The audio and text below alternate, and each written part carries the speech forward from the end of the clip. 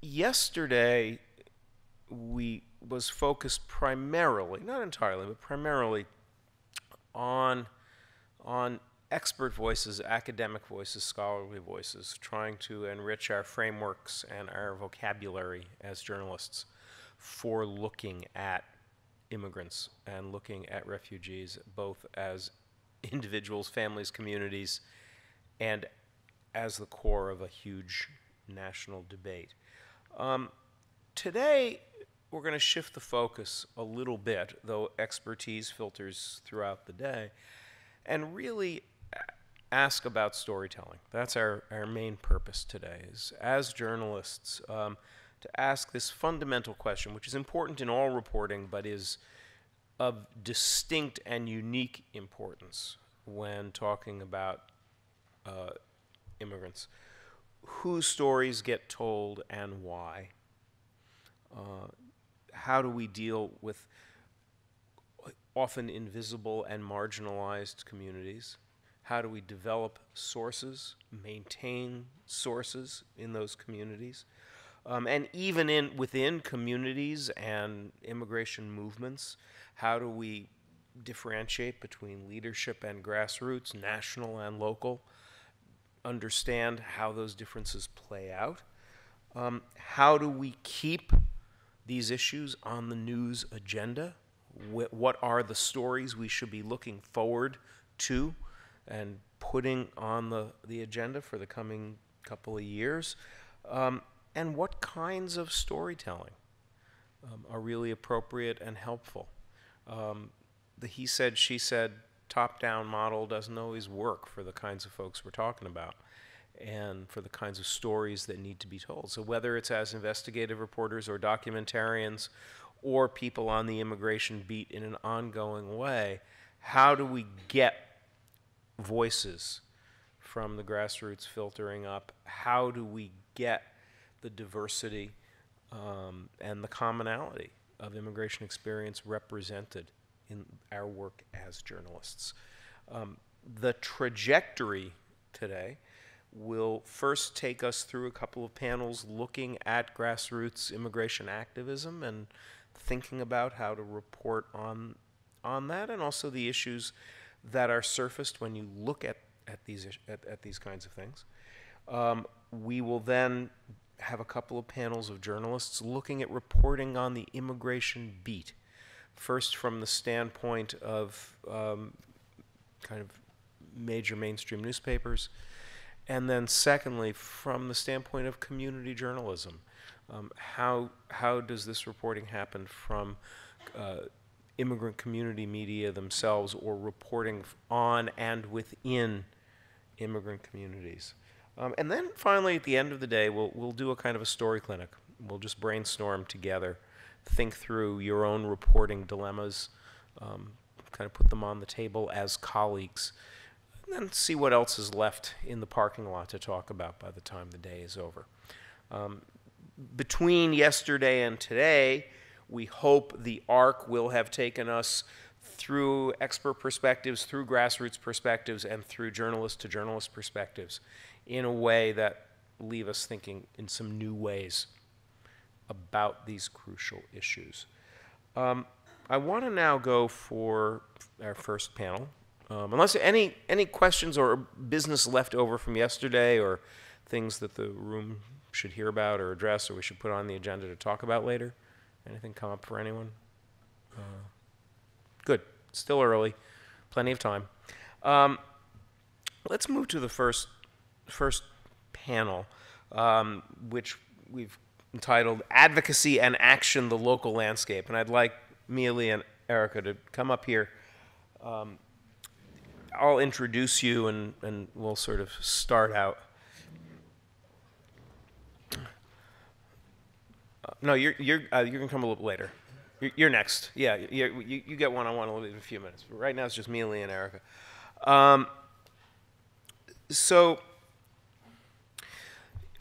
This panel really looks at how grassroots activism plays out on the local landscape and how that maybe filters and ties into national issues. Up on stage with me in a minute will be Erika Almiron, who's executive director of Juntos, a Latino-led, immigrant-led community organization working for human rights. She may well talk about herself, but she was born in South Philadelphia to immigrant parents from Paraguay and has spent almost 2 decades working in the Latino community. She has won all kinds of awards and recognition for her work on behalf of maquiladora workers, homeless, and others. Again, detailed bios are in your packets. And Mia Leah Kiernan, who's co-founder and organizer of the One Love movement, formed in the fall of 2010 in response to the rise in detention and deportation of Cambodian Americans on the basis of prior criminal convictions in Philadelphia and nationwide. One Love stands for keeping families together and to raise public awareness of, I think, a scandalous abuse of power. Again, detailed packets. I'm going to move up here, and we'll take it from there.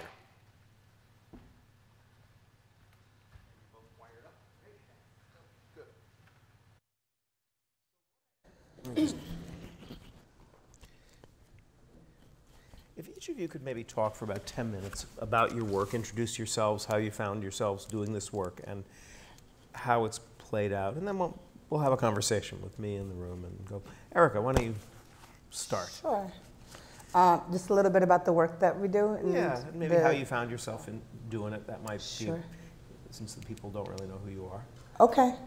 So my name is Erika Almiron. I'm the executive director of Juntos. I was born in South Philadelphia.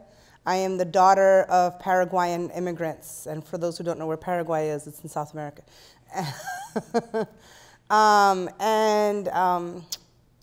So I was raised by parents who came over fairly young, who were undocumented for several years, and who struggled to put food on the table. My mom has been cleaning houses all of her life. My father now cleans houses, but he used to work at a Amoroso bread company, which is, if anybody's from Philly, knows how great Amoroso bread is. And I think I've been doing work. I started a Latino organization when I was in high school. I was one of the few Latino students in my high school. I was the president of the Latino student organization when I was in college. And it wasn't until I started organizing that I kind of understood that I had probably been an organizer all of my life. Like I had organized a sit-in at my high school that was slated for closure when I was in high school, not realizing that that was organizing, right? So I wasn't raised with language around some of the things that I believe in. And I also feel like some of my values have come from being raised Christian and Catholic. So I'm a spiritual person, although I don't believe in organized religion. Don't say that to the church or my mom. And so the work that I've done youth organizing work. I did education reform work for 6 years before I started doing work at Juntos. And before that, I was working at the American Friends Service Committee at the Mexico-U.S. border program, working with women at the border who were blacklisted for organizing in the maquiladoras. And so a lot of my work really just comes from my own experience and understanding also that there's this unjust system that actually plagued my family for many years. And also realizing that what we believe is the American dream is not actually true. It's not true for most Americans. It's not true for immigrants. So I started at Juntos about 2.5 years ago, and Juntos is an immigrant rights organization. It was founded in the church that I was baptized in, and that's kind of how I knew that I was meant to be there, at least for now. It's probably where I need to be right now. And I think that the landscape of Philadelphia is changed. My parents were immigrants, but for Latino immigrants, I think historically Philadelphia had been predominantly Puerto Rican. And so then therefore it's been in the last 10 or 15 years as there's been a shift, primarily in South Philadelphia, of a predominantly like undocumented Latino community. And some of the work that we do in Juntos has been like really thinking through with community how to lead campaigns that our community is actually in charge of. So it's not about what I believe is best, it's about creating a structure that communities actually can feel comfortable in guiding what they think is their own liberation. So some of the campaigns that we've worked on there were some anti-immigrant bills that were introduced in the state last year. There were over 20 of them. We mobilized over 500 people to Harrisburg. It was the largest mobilization, I think, in the history of the Capitol around immigration issues. And we're able to push back on one of the bills was, it's ridiculous. If your parents were undocumented, but you were born in the state of Pennsylvania, you would get a marked birth certificate, was one of the bills that was introduced. And it didn't move anywhere, but it gives you a sense of kind of what we're working with. Philadelphia is a predominantly Democratic city in a predominantly Republican state. So when you think about some of the campaign work that we have to do, it gets a little complicated. We've done work around police and ICE issues. There was actually out of WHYY, Emma Jacobs did investigative journalistic stories over the last year. We had cases of traffic license checkpoints in Norristown, which is about 45 minutes outside of the city, that were for licenses, and the police were pulling people over, and then they would then be in collaboration with ICE. And so people who didn't have their licenses were getting rounded up in a parking lot and then being basically like shipped over to the ICE department. So we did some work on highlighting that issue and pushing back. We were able to get there's no mayor in Norristown, there's an administrator who's hired. So the guy who was the administrator resigned early. And, he resigned, and the police chief resigned early. So we've been able to move. They've committed to not doing those practices in in Norristown ever again. So it was a huge victory for our community. We also do work with young people. And I think this is actually really pertinent to framing and how I think journalists think of framing. So when I started, being that this is Philadelphia, if anybody knows the landscape of education in Philadelphia, we had 60 schools that were slated for closure last year, 20 of which were shut down. We have a grossly underfunded school district, and a lot of our immigrant youth go to some of the most underfunded schools in the city. ELL services have been cut because of these budget cuts. So it's vastly disproportionate. You go right outside of the city, there's a place called Lower Merion, and it's probably the wealthiest school district in the state, and they spend double the amount on educating a young person at Lower Merion than they do in the city of Philadelphia. And so when our young people started talking about college access, we were really clear that we did not want to have our young people feel excluded from the conversation I think for a very long time, the ways in which the DREAM Act narrative has been put out is that this is the talented 10th. These are the best of the best and the brightest of the students. Therefore, they're the most deserving to go to college. And that's not our young people. Our young people are struggling to graduate. They have less resources. They're brilliant and should have access. And that we were saying that the school district and the city and the state were actually being purposefully creating barriers for college access. So without creating things like tuition equity and access for our young people, that they themselves were creating a dropout crisis. Philly has a 50% dropout rate. And so they've been very intentional about making sure that that education really is representative of them, and that the DREAM Act movement is representative of their experiences. And I think that we've done some really good work around worker justice issues. We did some parent organizing, and we're actually waiting for a list of schools to come out probably in the next couple of weeks. There'll be another list of school closures coming soon. And parents have already reached out saying they'd like to organize around those issues. I don't know. That's a great place to start. Yeah. Let's leave it there, Okay. and I'm sure stuff will come up in conversation. Amelia, you've taken an issue that was completely invisible to most of us, and certainly to most journalists too, and put it on the agenda. Talk a little bit about your trajectory and One Love's trajectory. So the So, yeah, my name is Mia Leah. I am half Cambodian and half Australian. I was born in Australia and came here in 1990 with my family and have lived in Philadelphia for the last 12 years. So the work that we do began in 2010. There was a rise in detention and deportation of Cambodian Americans in Philadelphia, but we knew that we saw it happening around the country as well, or heard about it happening other places. But the reason why this shift happened at that time, and it played out on the ground as people were getting picked up by ICE in their houses, or they would be going in for their parole check with ICE and be detained, and people were detained for up to a year before they were deported. Things like that was very random and all of a sudden.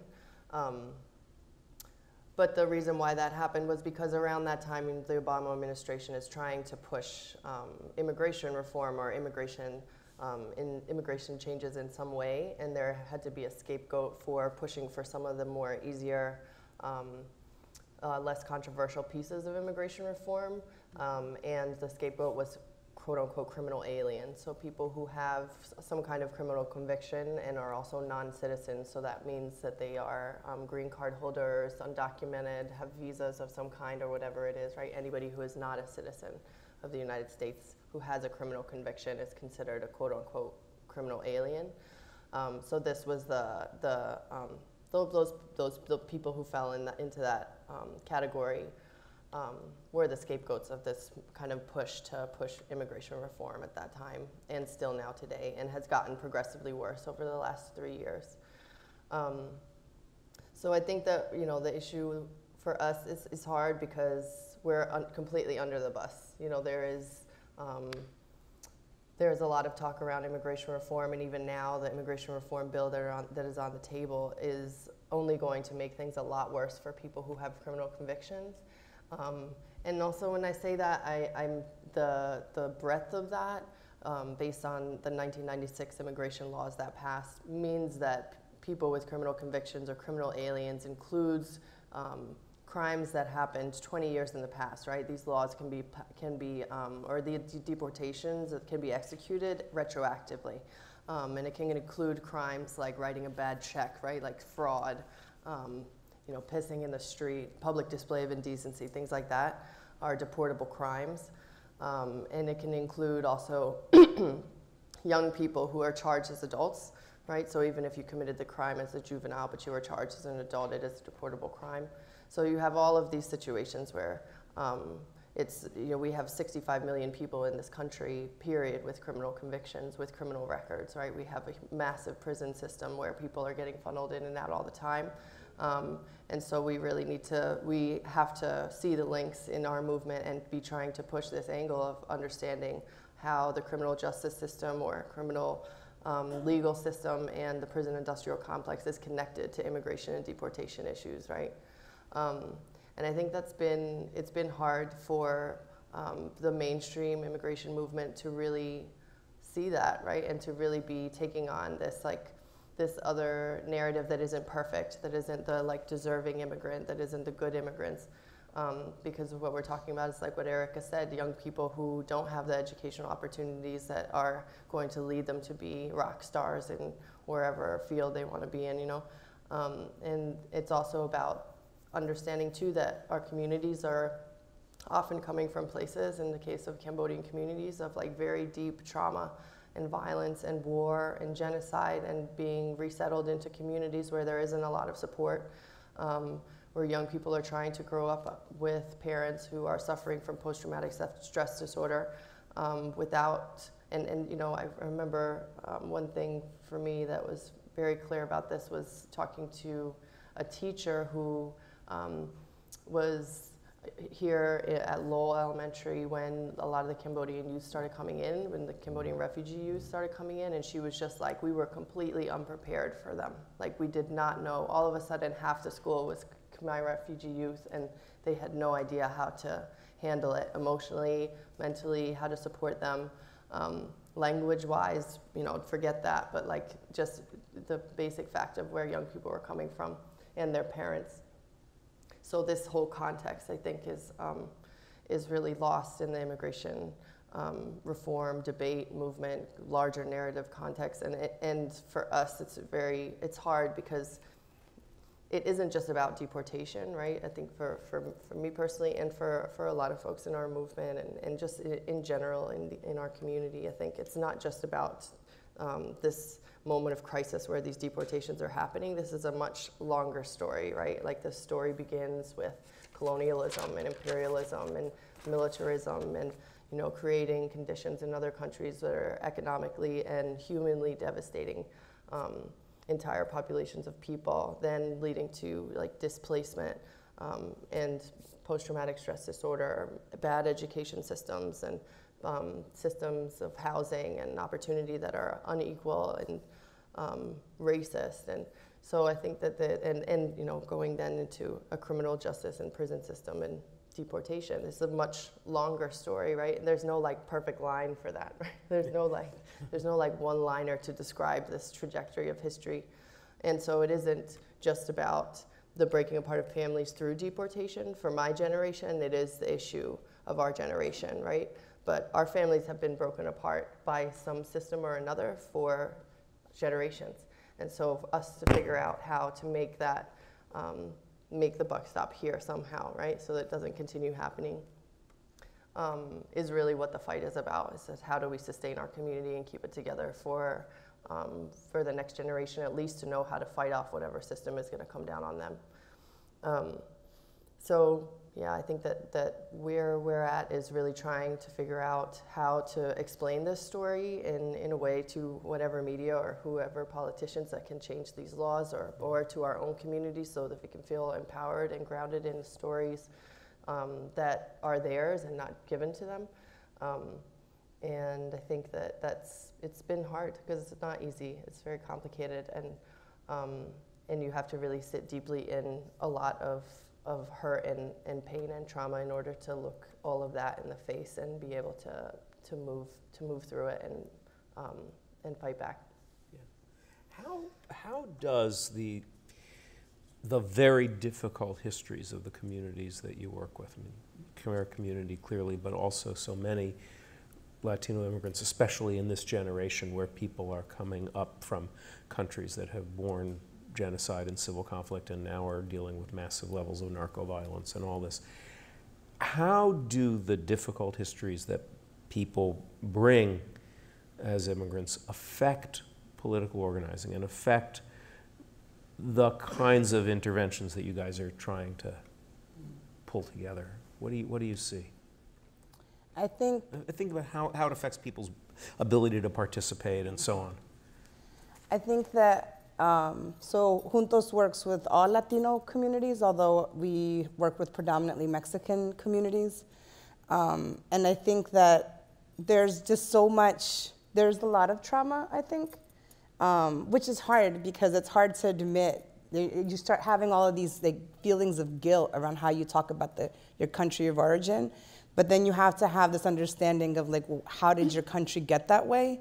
And so I think there's a lot of economic displacement. I think Mexico is a prime example when you have treaties like NAFTA that can create just, when I was in the maquiladoras, people were making $8 a day and living in shacks right next to the maquilas. And so I think there's this shame that comes with immigration when you start to believe that it's your fault that you have to come, and then therefore you're here and you're doing all of this work, and then there's a shame because you really can't get ahead.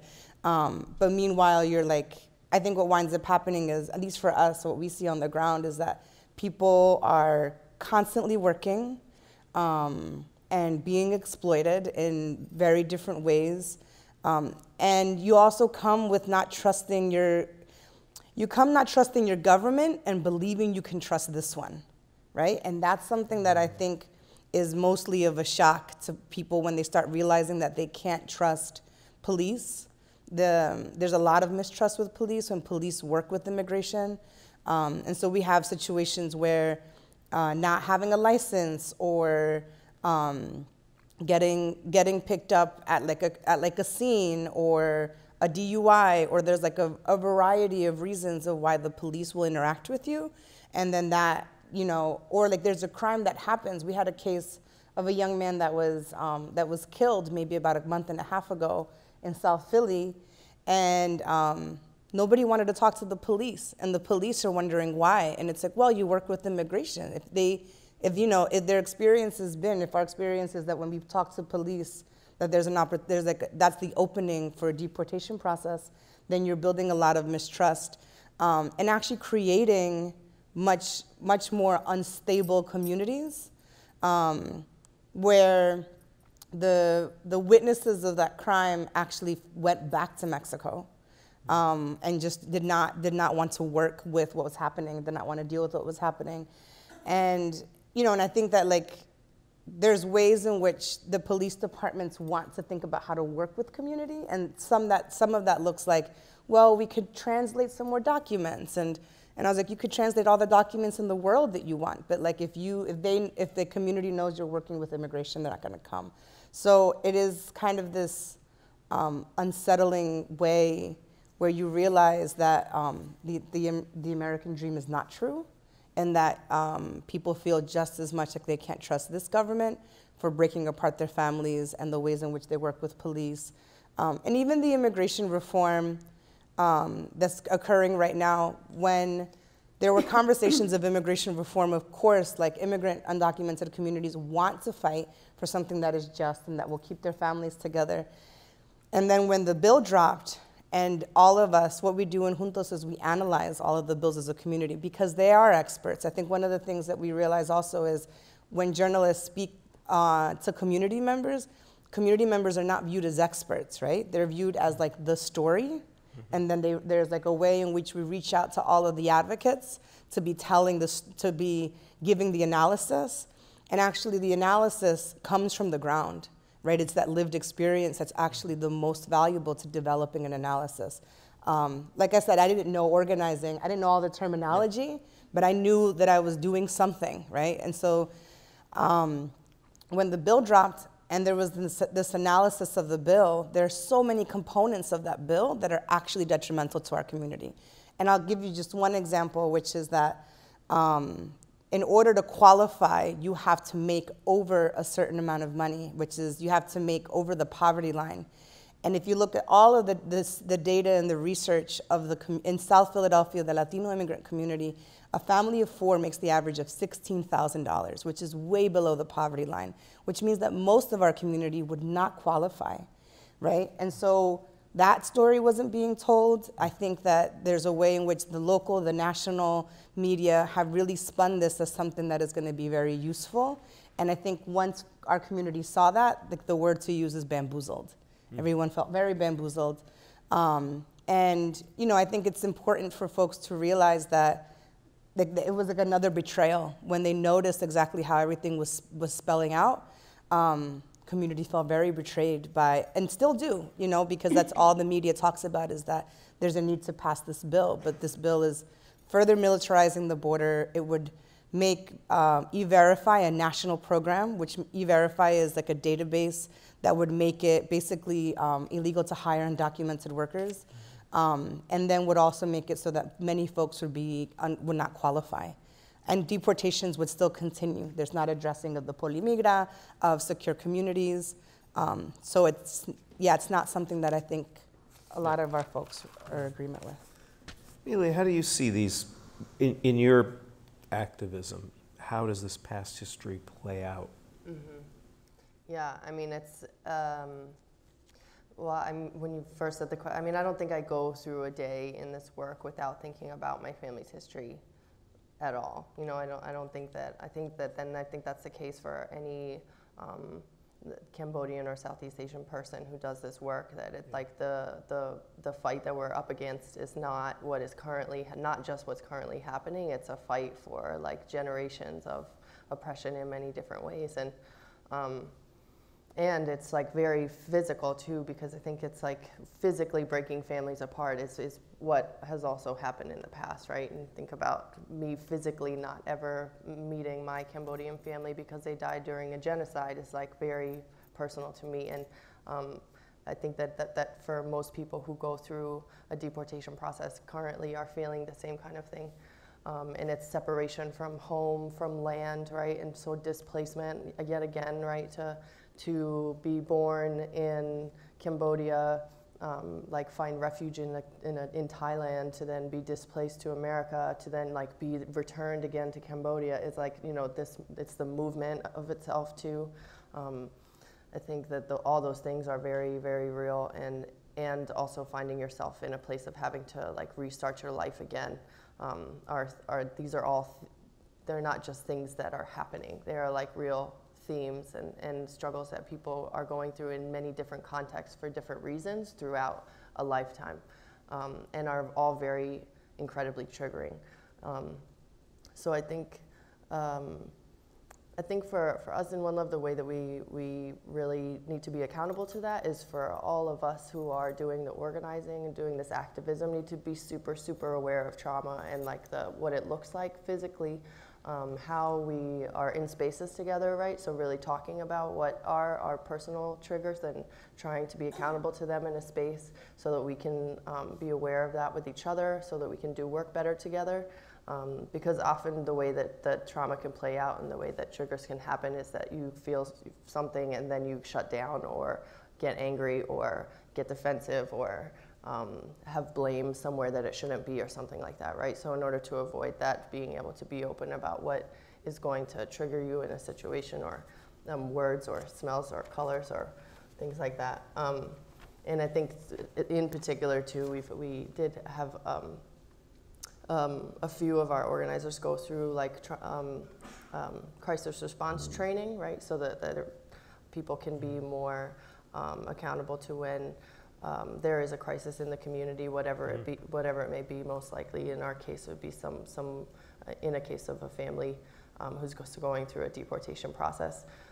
But knowing what to do in that scenario, right, is that like initially it has to be that you are just listening, and that the person who is going through a crisis moment in the brain, the way that happens in the brain is that like they really need to process what exactly is happening, right? The emotion part of the brain is all over the place, and so you can't be sitting there asking people, how are you feeling? They have no idea, right? So you have to just be saying what happened and have them process that out as many times as they need to, so that they can get grounded in that and be able to process the emotion. But I think that those kinds of things we definitely think about how it affects us intergenerationally and in the work. Mm-hmm. Erika, you said something really important. Now I'll give it to the room, but you said something really important that I want to get both of your thoughts on. You talked about this idea that too often when reporters speak to folks in the community, they're being viewed as color, as illustration, rather than as experts for perspectives. When encounters between your constituencies and journalists have gone well, what have you seen the journalists doing that make it work, if there's ever been such an instance? And when it's gone especially off the rails, what do you see? Sure. I think I have two examples I can think of right away. I think one is when it has gone well, I think the journalist is very intentional about having conversations way in advance about what we would like the story to also reflect, right? And so it's not just about calling somebody to get like a quote, but it's like, I want to tell this story, and like, what is the lens in which I want to tell this story? And so NBC Latino did a story on two of our community members. It was a mother and a daughter.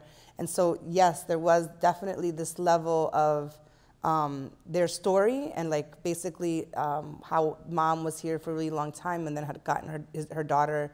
But it also was about like them being fighters, right, in this movement, and actually getting perspective from them, and really thinking through how to paint a picture of not just people who are suffering through something, but people who are fighting back against the system.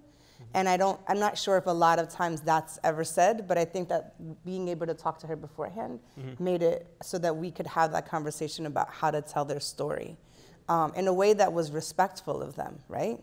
And not just using them as the face of whatever analysis the reporter wants to put out.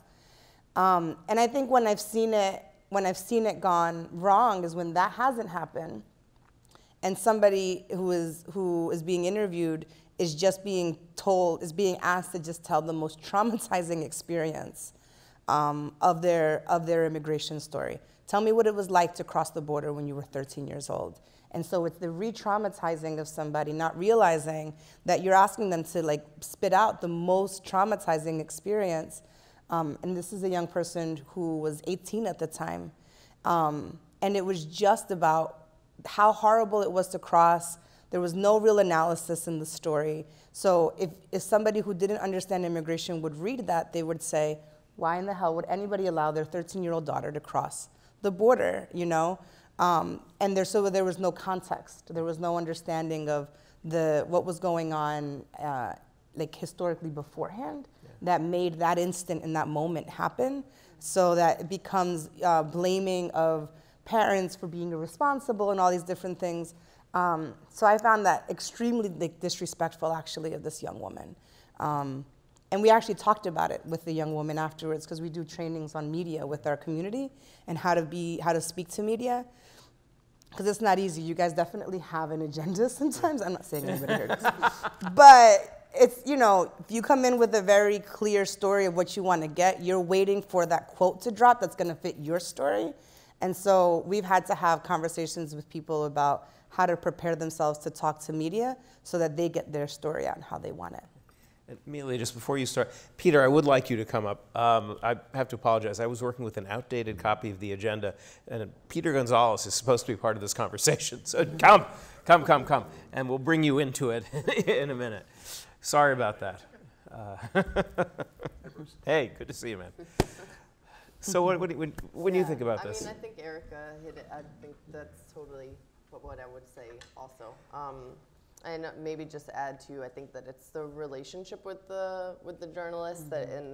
that is like consistent and grown over time, and you know, something that, you know, you can go out and get pho noodles with your favorite reporters around there. Anyway, so I just think it's that the integrity of the relationship is really important too. Mm-hmm. Peter, talk a little about your work and then how these issues play out into it to bring you back into, and I apologize. No, please. Thanks for inviting me and for coming out on a Saturday morning. So the Welcoming Center for New Pennsylvanians is where I work now, and we are also a private nonprofit organization that works to help immigrants connect to opportunities in our region.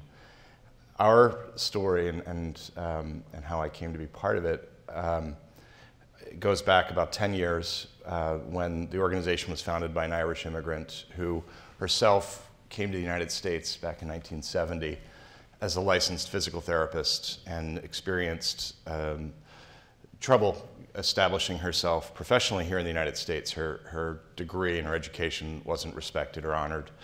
And through a course of about 4 years, while she was able to teach at the University of Pennsylvania to help future physical therapists from the United States practice, she learned that she could get licensed in North Carolina and then through reciprocity be licensed here in Pennsylvania. And about 43 years later, we learned that she's the last foreign educated physical therapist to be able to do that. They closed the loophole when she went through it, and that sort of was emblematic of the theme here in Pennsylvania is creating barriers and being restrictive as opposed to welcoming and embracing the opportunities that immigrants bring with them and the energy and the ingenuity and the entrepreneurial spirit that they bring. Over the past 10 years, what started initially as an effort to understand what services were being provided to the immigrant community in Philadelphia evolved into establishing a clearinghouse or a referral center, helping people connect to English classes and to employment opportunities. And now we also provide small business development support for entrepreneurs from around the world who now live in our region. We offer English in a contextualized form to help people understand how to find a job, how to just basic living in Philadelphia and living in America, but at the same time learning and improving their language skills. We help Americans who are also living here complete their GEDs or start and grow their businesses. And one of the key elements that we are focused on is helping people connect to an income. We know that one of the main stressors that leads to significant mental health issues is a lack of economic stability or lack of money, frankly. And it's both on a community level and on an individual level. And so we're focused on really helping people connect and stabilize their income and become self-sufficient. Yeah, and what do you, because you have this sort of relatively high-profile agency that is, goes across a number of boundaries, you probably have an opportunity to see how your varied constituencies' interests play out in the media and are handled by journalists. What do you see as something that goes well or that has been handled well, and what do you see as people either missing, as journalists, either missing entirely or getting wrong or handling badly? Well, so what seems to be going well, and some of the journalists are in the room. I saw some sitting down, and some are working the building. There are only good reporters in this room. Right. Let's start there. No, right? I'm sure they are, but I've only met a few, and I hope to meet more. But what goes well is when a journalist is really interested in, as Erika put it, the context, understanding the context. And so taking the time to gather the data and understand both the larger picture and the smaller picture before they start writing is critical. And at the Welcoming Center, while we help a very diverse population, we served last year as 116 different nationalities that came through the Welcoming Center. We are not experts on a particular nationality or neighborhood or issue. What we're really good at is just helping broadly people connect to economic opportunities. So what we'll do is make sure that people connect with organizations like Erika's, and then go out and get the story from the the ground. So it works really well when people get the data, understand the context, and then spend the time actually with the individuals that they're covering, understanding before they're getting a quote, actually spending hours with them really, and understanding the story from a personal perspective. Well, and I think one of the things we heard from both of you guys is especially when there's been a history of trauma, which nearly all immigrant communities come with in one way or another, issues of trust and betrayal are going to be especially sensitive. Do we trust the cops or not? Do we trust reporters or not? One more question from both of you, and then all of you, and then we'll go to the room. What are the best ways for journalists to build trust with your constituencies that you can think of as a functional way? I mean, I think just off the bat, I think it's like respecting culture and like understanding it before you enter a space or a house or a temple or wherever you're going, or even just in the community on the street, and just understanding where people are coming from, what are the norms, and how to respect that. Is like once people are clear that someone is trying to do that, then I think that shows a lot of respect. Mm-hmm. I think the ability to listen, I think, is valuable. I know a lot of our folks who've been interviewed by different media sources, and I think understanding language. I think some of our young people speak English, some of our adults don't speak English, and so if we want to have a story that's an English story, I think it's important to either bring somebody that can help translate and understand that takes time, that takes patience, and so when you're interviewing somebody who the primary language is in English, it's just going to take more time to get the real story. Those are the things that I can think of. Yeah, I would just echo those, language and cultural competency, and being able to listen carefully, deeply, and being very respectful as you do it. Thoughts from the room? And Kelly, do you have a mic there? Yeah. Hi, I just had a question about in communities where there are populations of immigrants of different national origins, it seems like there is a way in how we discuss immigration nationally and locally that might engender conflict between different ethnic groups or different immigrant groups, and how they sort of understand how each of them are privileged in different ways and not by the immigration system. And so I was wondering if there's, I have a couple questions. if there's a way you think we should change how we cover different immigrant groups so that that tension doesn't exist. Are there sort of like sites where different immigrants might come in conflict, like schools or something? And you know, how should those stories be fleshed out? And then also, you know, is there a way that we can possibly cover, like, you know, even in any one given story, there's a bill that might affect minority groups or immigrants in different ways. Is there a best practice for how to flesh that out without ignoring one side or suggesting that, like, that it's necessary to have conflict in, like, you know, in fleshing out legislation, if that's, yeah. There were knowing glances being exchanged here. I like this question. You go for it? Okay. Like, so me and Erika are friends, right? For a long time we've been friends. But like the last couple months, there's been like a ton of stuff coming down locally that has been really divisive of like documented, undocumented communities, criminal, non-criminal communities, like skilled, unskilled, this and that. And like, there was like a month where we just weren't talking to each other. So it was like very clear that like that there's serious ways that politics can, and like messaging and media can come down from the top and like affect our friendship, you know.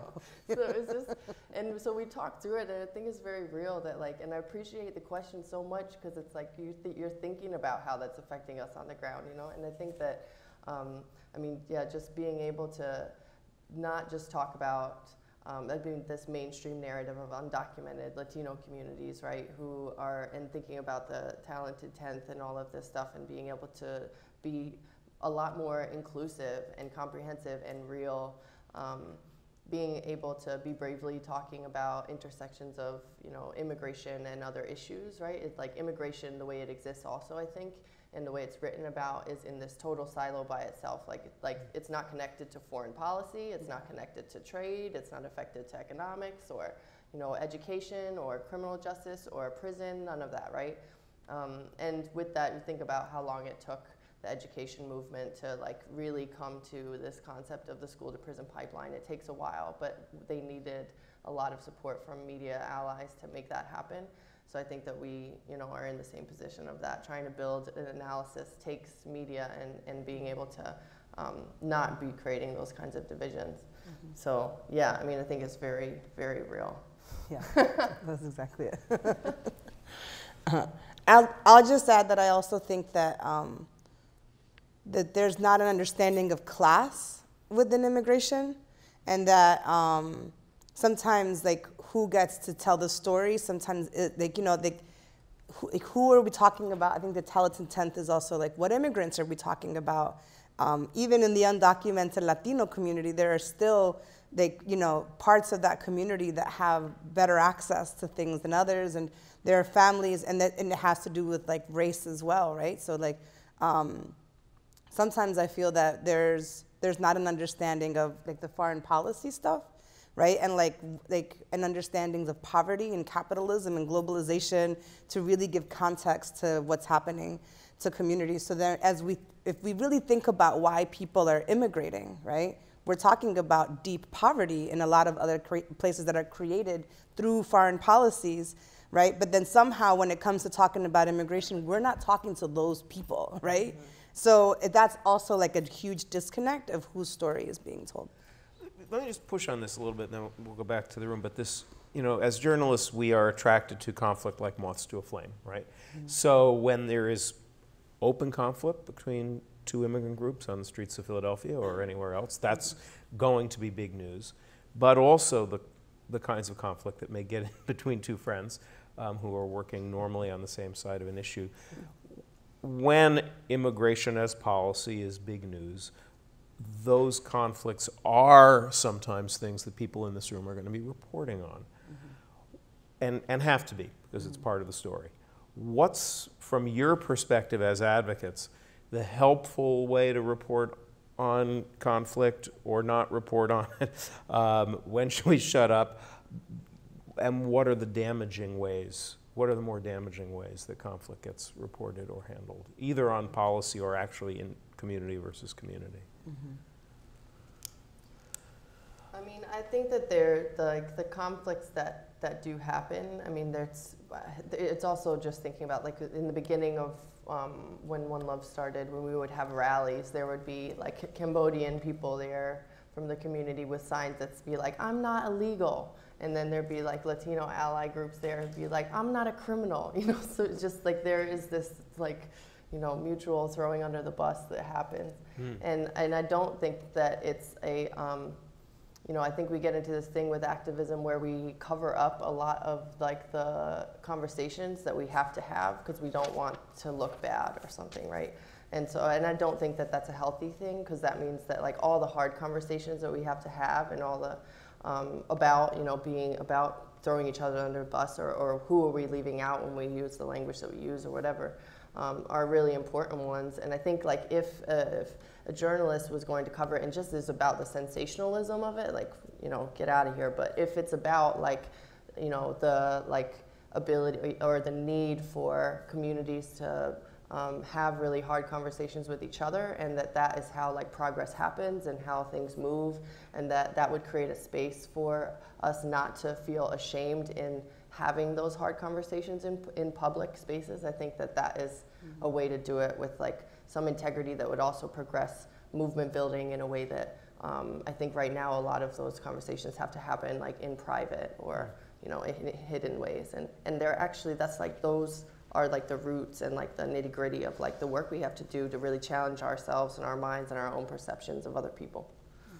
Peter, you have any thoughts? Yeah, I believe that we all have a social responsibility to move our community, but also society forward, period. I mean, we live this through our jobs. You live it through your profession as journalists. I think you have a responsibility to not stop and gawk at the car crashes. That does not serve the good of the society or the traffic, if that's the metaphor we're going to use. And I think that the room is filled with just a sampling of very bright journalists, but there are many people way beyond this room that have chosen this as their profession and have an obligation, I think, and a responsibility to understand the larger context, whether it's economics, in this case, this weekend, it's mental health, but really fully grasp not just the conflicts on the small scale, but the larger conflict, the conflict in mental health and immigrants, that people it's more than the experience that they've had when they arrived in the United States. It's also moving forward, and the conflicts that they face. It's very complex. It's hard to cover in a paragraph or a short story, but I think as journalists you have a responsibility to understand the broader context, and that means understanding the bigger economic issues. And there are conflicts there, big ones, that immigrants are creating jobs in this region at a faster pace than the US-born entrepreneur, and that stands in direct conflict with people's traditional perception of the value of the immigrant in our community. And I think that story has to be told. Other thought, question? Yep, go. Yeah, sure, thanks. Thank you for this. Erika, you mentioned how you feel like journalists sometimes come to you with specific agenda items they kind of want to push forward, or story ideas that could somehow re-traumatize sources. And I was wondering what issues you think would be more beneficial in some way, or like what issues you feel like aren't being covered specifically in the communities that you're working with that you feel should get more attention, or kind of more on a broader national scale stories that you think should be explored more. I mean, I think that, on the national level, I haven't heard anybody really break out some of the issues with the poverty level and how it'll impact and who will qualify. When it comes to immigration reform, which I think is something that we've talked a lot about, like, you know, when it talks about who's going to qualify and who won't. And I also think that and I said this earlier, I think with the context of college access and higher learning for immigrant youth and undocumented youth, I think the DREAM Act framing has become so narrow that I don't think it's been inclusive of a lot of our young people. So I don't think that actually has been something that that allows for our youth to be included in that conversation. And so I think that, you know, we have, like I said, like, how do we connect what's happening to young people with their schools, with the closings, with 40 kids in a classroom, right? And no ELL support and nobody who's bilingual inside of a classroom. And then on top of it, there's no counselors to actually support these young people to understand that they can go to college even if they're undocumented. And on the contrary, have told some of our young people that they're not allowed to go to college, right? And then therefore creating a dropout crisis themselves. Like that, I don't think has been the narrative for college access for undocumented youth. So I think that off the top of my head, those are some of the things that I think about. Yeah, I add something on that, just because I want to be sure I get the point across. I'm not sure I'm going to be asked the question. But one of the things that strikes me about comprehensive immigration reform and the conversation, or what we're reading and seeing in the media, is what I haven't seen, frankly, is that this signifies, I think, a sea change in the way that we look at immigration policy in the United States. And I don't know how clearly it's been covered that we're moving away from, if the current proposals move forward, away from a family-based or family-centric immigration system towards a merit-based system, and having a real debate about the value change that brings to our country, and whether or not that's good, bad, has to be discussed. And the other is something that is, for the first time I've seen immigrant integration become a focus of federal immigration policy. And that is that we're not just looking at controlling who comes in and who leaves the United States, but also how do we help civically engage and empower those people when they are here, after they've immigrated to the United States. And that's really an important step, I think, in the right direction. There are so many problems with the bills that are proposed, but there has to be a more, I think, robust debate, conversation around this major change in the way that we're looking at the immigration system in the United States. And it just hasn't come across in any of the media that I've read. Let me ask a political question, actually, that I didn't think I was going to ask. In all likelihood, the House is probably not going to act, and we're not going to get immigration reform out of this Congress. Is that actually a good thing, given the flaws that, or these philosophical divides in the bill? Do we need more time to work it out? Yes. Yeah. Do we need more time? I mean, we need to work it out, for sure. I'm afraid that our concept of time and Congress's concept of time are not similar. And I suppose the political question is if we can get a better bill in this country at this time, or if this is as good as it's going to get. I mean, that's beyond the scope of this essay, right? But I think that's a really interesting thing to hear. Mm-hmm.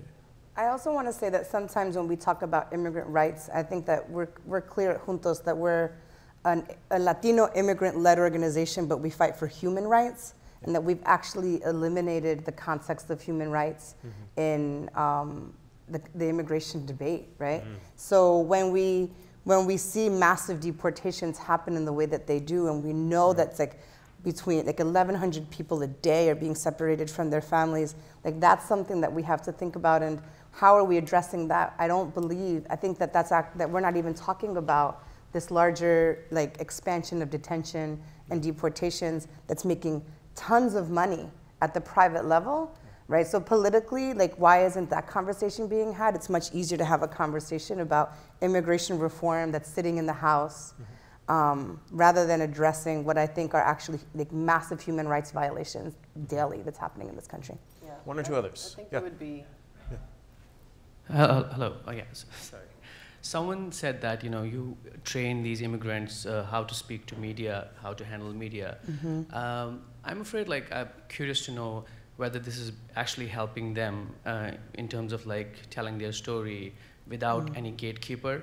And it's a lot of stress if you're giving them a framework. This is how you should talk to media, and they're already suffering on many fronts, but then they have to keep all these questions in their head. And is this helping them, or is kind of Yes. The reason it helps them is because they need to get their story out, right? And that doesn't actually happen with all journalists, right? So they need to be very clear about how they want to tell their story rather than answering questions. So therefore, they need to be able to spell out their story before they even talk to you.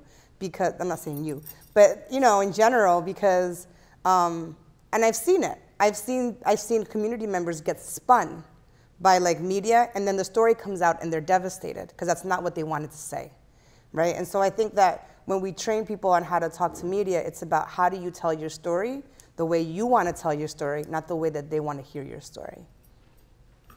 I mean, I'd add something to that, and then we'll go to you for the question, which is that I think this is one of those places where, as we were talking about yesterday, you have to remember the vast power differential between us as journalists and the communities that we're reporting on. When you're talking with folks who not only have never talked to the press, but may have evaded public scrutiny for all kinds of reasons, the question of how do you even identify which pieces of your own story are what you want out there is something where I think it's not about propaganda, political line training. It's about, okay, take a minute, think through how you want to present yourself, stuff that a middle-class person, that a politician, that all kinds of other constituencies who we as journalists interact with regularly, we can take for granted. There's a little bit more equality of the power thing. And I think it actually makes for better reporting if sometimes our subjects have been encouraged to understand their relationship to journalists a little bit. So that's my own 2 cents on this. Go. I'd love to hear your thoughts about how we as reporters can fight to tell more complex stories about these issues. Sometimes against editors who are the gatekeepers to what stories on these issues get published. Even when I've been in sort of best case scenarios, spending years building trust and listening and reaching a place of hopefully understanding about the complexities of people's lives, I've run up against, editors who feel like a refugee story should be either a heroic narrative of an incredible person who's, transcended everything, or a story of just unremitting suffering, and anything that is, complicated and messy and gritty in between can sort of get railroaded in that way. I'm wondering. This is big, right? The question of how to pitch to editors and get these richer narratives in there is really challenging. I mean, Amelia, you've taken particularly a completely invisible to most editors set of issues and a largely invisible community and trying to put it on the agenda. How do you think about that one? I mean, I think that we've been really lucky in Philly. I think that there's been journalists and writers who have really fought to write our stories, and I think it's definitely working with those people, trying to figure out ways to make it more appealing to their editors. I think, though, one thing that just comes to mind for me, especially if you're reporting locally, is connecting it to the local systems that have responsibility over this stuff, right? I think immediately about like the criminal justice system or criminal legal system locally, your DA's office, right? Like parole boards and judges. I think that there is immediate responsibility in that realm of law enforcement locally that connects directly to immigration and deportation systems and prison systems nationally. And that to make those connections not only is important for our local communities and local law enforcement and politicians to understand, but it also helps this broader movement because I think that a lot of times even judges and prosecutors are not aware of like how someone can take a plea for something and how that's going to lead to their permanent deportation 10 years down the road, right? So I think that focusing in on where there is responsibility and accountability locally within systems is a good piece of that. But I don't know, maybe you could answer this question better. And we can put it in the parking lot and bring it up on the panel that you're on a little bit later in the day, maybe. I could say something right now. Yeah. Let Kelly just bring the mic for. Thanks, Kelly. I mean, a lot of times the story is, well, why are immigrants coming here? It's because the economies in their home countries are messed. And why are they messed? Well, NAFTA allows us to sell corn in Mexico cheaper than they can grow it, and so Mexican corn farmers come here. And then, so how do you get that into a story that's not a separate story on NAFTA. And I think I've probably spoken to, I know probably every one of you about that very issue. Mm-hmm. And probably you all wanted to see that in every story, pretty much. I did. And you know, and it's hard to, you know, apropos what you're saying, you tell an editor, this is a story about, you know, people who've come here, and they want to, okay, so what's the narrative of the story? Well, we want to throw in like a whole foreign policy aspect to it. Very many editors will say, well, not in that story. You know, yeah. you can maybe bite that off as a separate story at some point, maybe. So that's kind of from our side of the table, like what we're dealing with when we're trying to sell stories to editors.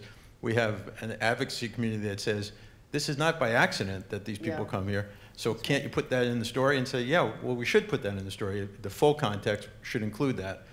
But it's sometimes hard to get it into a story about DACA. You know, like, why did the parents of these children come here? Well, they came here because we wrecked their economy with NAFTA. Mm-hmm. You know, I know that's what you guys think about.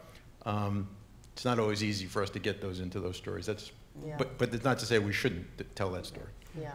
Can I also just add one other thing too, is that, and I think what's important, and I've seen this in the education reform movement stuff that we did, were that groups were able to get together and talk to editorial boards. Mm-hmm. And so that's something that I think was useful to educate editors about the actual issues on the ground, so they could make it a little bit easier for journalists to actually speak on some of the issues that we're talking about. Mm-hmm. So I'm saying, Mike, maybe we can think about something like that.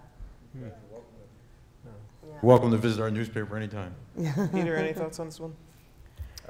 Nothing additional on that. One last question, then we'll take a break. Or maybe we'll just take a break. No, okay, go.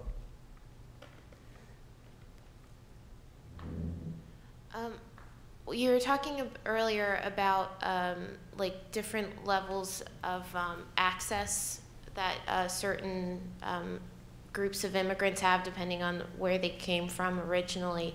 I'm wondering if you've seen if there's certain groups that tend to come more with their families or tend to come more on their own, if they're ever able to sort of like get to the same place economically once they come here, or if typically if you come here with a group, you end up staying with the group, and if you come here on your own, you end up staying on your own as long as you're here. Like, you don't join a bigger community later on, if that makes sense. Mm-hmm. Yeah, I'm not sure. I would just say that's a hard question to answer, because there's so many people coming, and they have come for so many different reasons, and they live in so many different communities now.